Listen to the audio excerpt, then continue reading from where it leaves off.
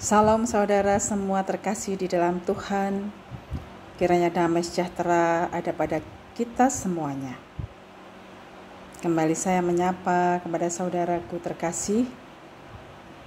Saat ini saya ingin membagikan kisah hidup saya, bagaimana berjalan sesuai firman Tuhan.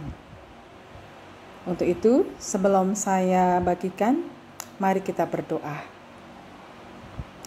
Bapa yang Maha Kasih, Tuhan Yesus Kristus, pada saat hari ini Tuhan kami bersyukur kepadamu atas penyertaan-Mu Bapa, sehingga kami boleh diberikan kekuatan juga kesehatan yang sempurna. Bapa, berbicaralah melalui lidah mulut hamba Tuhan, urapi setiap perkataan hamba-Mu ini, supaya apa yang Tuhan berikan untuk kami lakukan akan menjadi tuntunan hidup dalam kehidupan kami. Terima kasih Bapa untuk semua anugerah-Mu, untuk semua kebaikan-Mu, kami mengucap syukur. Dan biarlah waktu ini kami serahkan di dalam tangan kuasa-Mu. Di dalam nama Tuhan Yesus kami mengucap syukur dan berdoa. Amin. Saudaraku terkasih, saya percaya di saat kita melakukan firman Tuhan dengan benar, Tuhan akan menyertai hidup kita. Saya akan membagikan pengalaman hidup saya, bagaimana saya dituntun Tuhan untuk mentaati setiap firman-Nya. Untuk itu saya akan membagikan tentang firman Tuhan yang harus kita lakukan, yaitu mengenai pengampunan. Kita harus memiliki hati yang penuh pengampunan, karena tanpa pengampunan kita tidak sempurna dalam kasih. Percaya saudaraku, apa yang sudah Tuhan berikan dalam firman-Nya itu menuntun kita ke jalan yang benar, di mana itu akan memberikan kita damai sejahtera dan kita akan mendapatkan kehidupan yang kekal. Dan mari kita baca dalam Efesus 4 ayat 32. Tetapi hendaklah kamu ramah seorang terhadap yang lain, penuh kasih mesra dan saling mengampuni, sebagaimana Allah di dalam Kristus telah mengampuni kamu. Amin. Di dalam kehidupan saya pribadi, mengampuni adalah mutlak. Karena saya takut melanggar firman Tuhan. Di dalam firman Tuhan, Tuhan juga memberikan firman-Nya bahwa jika kita tidak mau mengampuni orang yang bersalah kepada kita, Tuhan atau Bapa sendiri tidak akan mengampuni setiap kesalahan kita. Seperti di dalam Matius 6 ayat 14-15, karena jika kamu mengampuni kesalahan orang lain, Bapamu yang di surga akan mengampuni kamu juga. Tetapi jika kamu tidak mengampuni orang, Bapamu juga tidak akan mengampuni kesalahanmu. Percaya saudaraku, setiap firman Tuhan tidak bisa dibatalkan. Dan setiap firman Tuhan memberikan kita tuntunan supaya hidup di dalam kebenaran.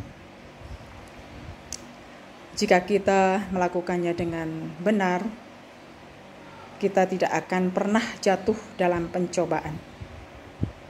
Karena kita tahu, di saat kita tidak mau mengampuni orang yang bersalah pada kita, Bapa pun tidak akan pernah mengampuni kita. Sebagai umat Tuhan, kita harus peka akan hal ini. Jangan kita merasa mengasihi diri kita sendiri. Di saat kita mengalami cercaan, hinaan, ataupun fitnah. Kita tidak mau mengampuni, bahkan kita jadi kepahitan di dalam hidup kita yang tidak mau mengampuni. Itu sangat berbahaya, karena iblis berusaha untuk mencari celah. Jangan sampai ada celah dalam hidup kita. Celah itu akan terbuka jika di dalam hati kita masih ada sampah-sampah. Sampah-sampah itu yaitu kepahitan, iri dengki, dan apapun yang membuat kita sakit hati.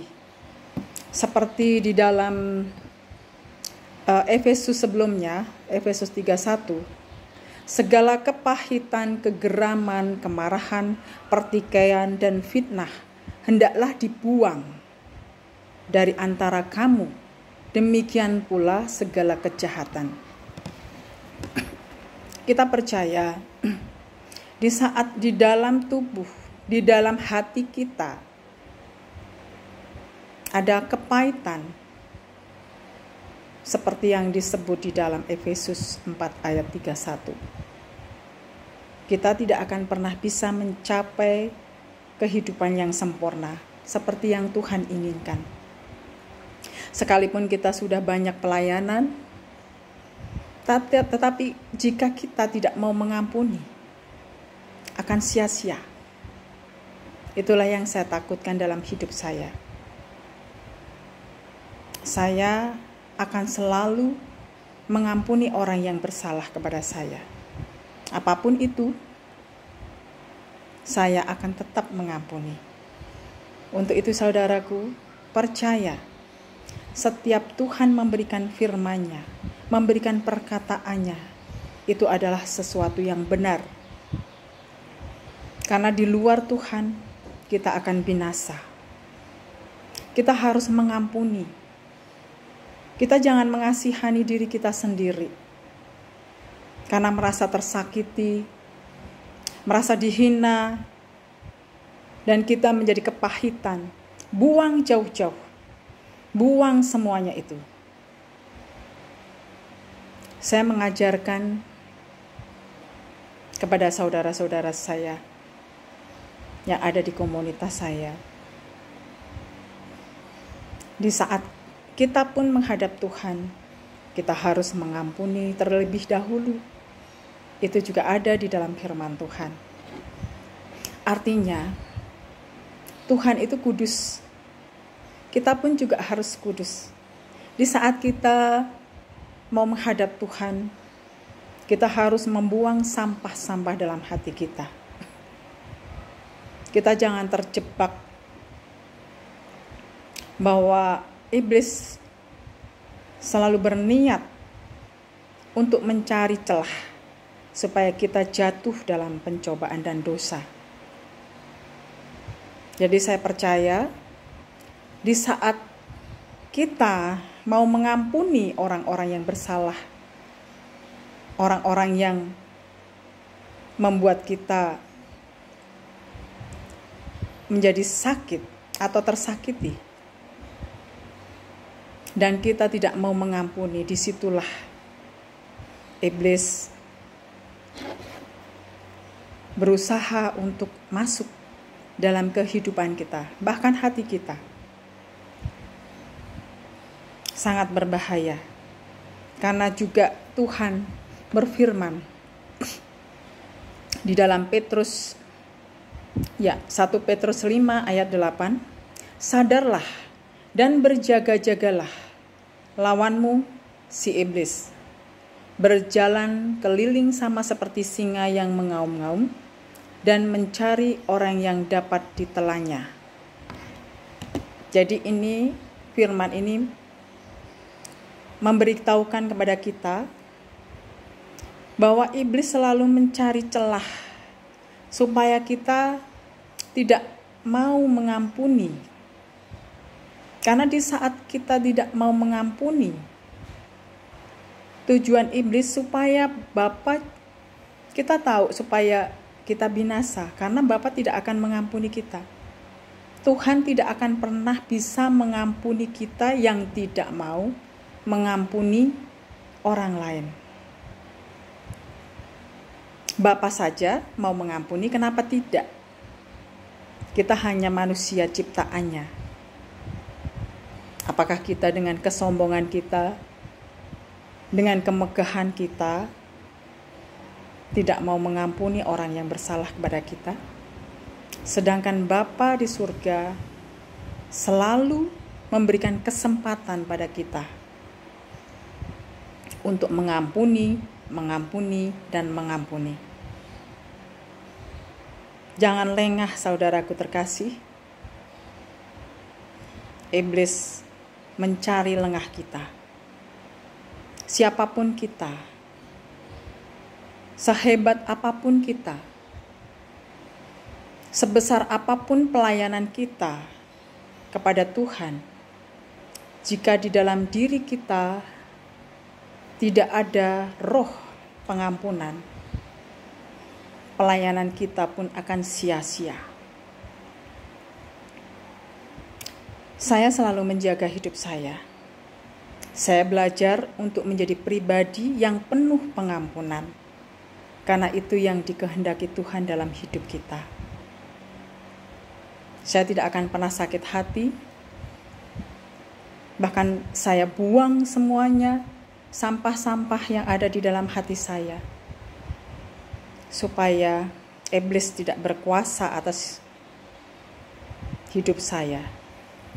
Karena hati kita adalah bait Roh Kudus, di mana kita harus benar-benar kudus.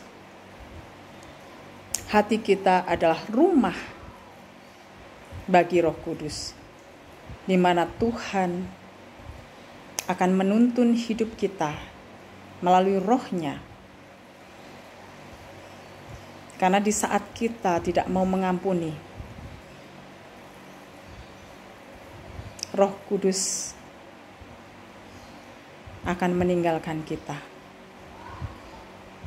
Dan yang menguasai dan yang akan berada di dalam diri kita adalah iblis. Percaya, saudaraku, mulai saat ini terus belajarlah menjadi orang yang penuh pengampunan. Inilah firman Tuhan yang harus kita pegang, bahwa di dalam hidup kita harus penuh dengan pengampunan. Karena di dalam pengampunan kita akan terhindar dari intimidasi, bahkan dakwaan si jahat.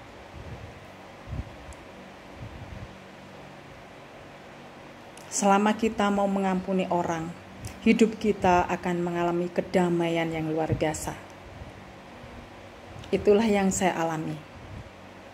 Saya tidak ada pernah membenci seseorang. Hidup saya penuh kasih. Hidup saya penuh pengampunan, ada damai, sukacita yang saya rasakan. Dan iblis pun tidak berkuasa atas tubuh jiwa saya. Kecuali memang Tuhan menghendaki kita untuk dicobai. Itu sangat berbeda tentunya ya. Mari kita, saudaraku, kita benar-benar menjalankan perintah Tuhan. Apa yang menjadi perintah Tuhan, mari kita lakukan dengan sungguh-sungguh. Karena di dalam firman Tuhan adalah mutlak. Firman Tuhan adalah mutlak. Tidak ada alasan apapun untuk kita tidak menjalankannya.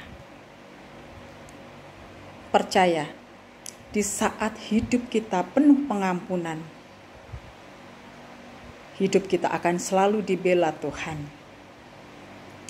Biarlah kehendak Tuhan yang jadi atas hidup kita. Kita jangan lemah. Kita harus semakin kuat. Ini udah zaman akhir, di mana iblis berusaha untuk merusak hidup kita dengan memberikan pencobaan-pencobaan. Mungkin melalui keluarga dekat kita, mereka bisa mencobai hidup kita dengan permasalahan-permasalahan mungkin. Tapi di saat kita kuat, di saat kita menjaga hidup kita dan tidak membuka celah, iblis tidak berkuasa atas tubuh jiwa roh kita. Jadi percaya Tuhan pasti menyertai kita. Itulah yang saya lakukan di dalam kehidupan saya sehari-hari. Saya selalu menekankan kepada anak-anak saya bahwa mengampuni itu sangat mutlak. Itu harus kita lakukan. Jangan tunda-tunda. Bagi saudaraku sekalian yang terkasih di dalam Tuhan, jika masih ada roh kepahitan terhadap keluarga kita, terhadap teman, sahabat, atau orang lain yang mungkin pernah menyakiti kita, ampuni. Mulai saat ini ampuni. Jangan tunda-tunda lagi. Karena di saat kita melakukan kebaikan, tapi di saat titik tertentu, maut itu tiba-tiba datang, tidak akan ada lagi kesempatan untuk kita bertobat. Karena pertobatan hanya selama kita ada di dunia ini. Jadi jaga hidup kita. Jaga hidup kita. Ampuni dan tetap rendah hati. Dan jaga hidup kita. Karena dalam kerendahan hati pun pasti hidup kita akan terpelihara. Kita selalu berpikir positif terhadap orang lain. Betapa indahnya kalau dunia ini penuh pengampunan. Pasti tidak akan ada orang yang tersakiti.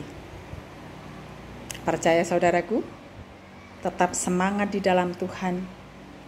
Tetap semangat melayani Tuhan dengan pengampunan. Miliki hati kita, hati yang penuh pengampunan. Saya tidak akan pernah membiarkan iblis menguasai hati saya. Untuk itu saya akan selalu mengampuni. Di saat seseorang menyakiti hati saya, saat itu juga saya sebut, aku mengasihimu saudaraku. Aku melupakan kesalahanmu. Bahkan aku memberkatimu, mendoakanmu. Biar engkau juga mendapatkan kasih. Biar engkau juga bisa mengampuni. Itu yang saya lakukan. Dan luar biasa kasih Tuhan. Saya merasakan hidup yang damai sejahtera. Saya merasakan hidup seperti di surga. Itulah kasih yang Tuhan berikan buat kita semua. Demikian saudaraku terkasih, kiranya apa yang menjadi pengalaman hidup saya ini bisa memberkati semua saudara saya terkasih di dalam Tuhan. Mari kita berdoa. Bapa yang Maha Kasih, terima kasih Tuhan, karena Engkau sudah menyertai kami semua. Kami meminta kepadamu Tuhan, berikanlah kami roh yang penuh pengampunan. Jangan biarkan iblis menguasai hidup kami Tuhan. Mulai saat ini, kami berjanji akan selalu mengampuni orang yang bersalah kepada kami. Tuntun kami Tuhan, dan jadikanlah itu bagi kami gaya hidup kami, yaitu hidup penuh pengampunan. Terima kasih Bapa, hanya di dalam nama Tuhan Yesus, doa ini kami serahkan dalam tangan kuasa-Mu. Haleluya. Amin. Terima kasih saudaraku terkasih. Tuhan Yesus memberkati kita semua. Amin.